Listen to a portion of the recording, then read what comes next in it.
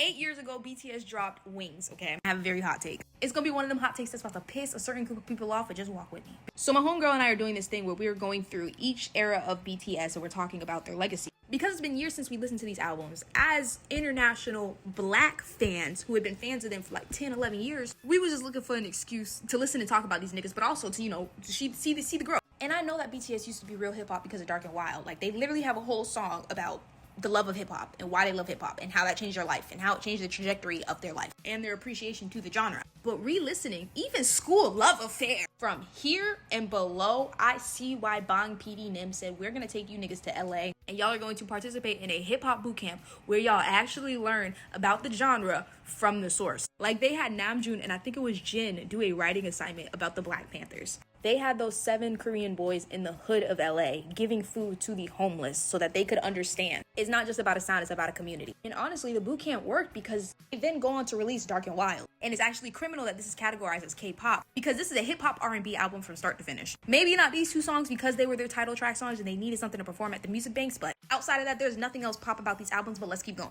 Now, Dark and Wild was going platinum on the international bitches speakers in their rooms because woo!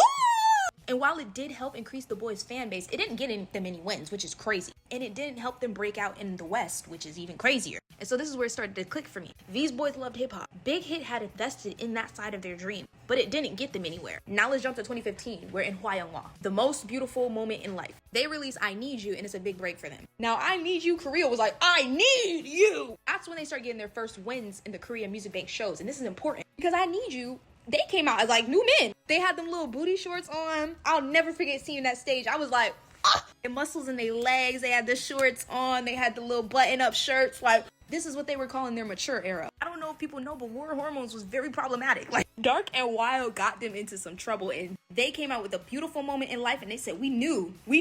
And again, it's a hit. They start to really rise. So we have part 1. We have part 2, which I will argue is better than part 1.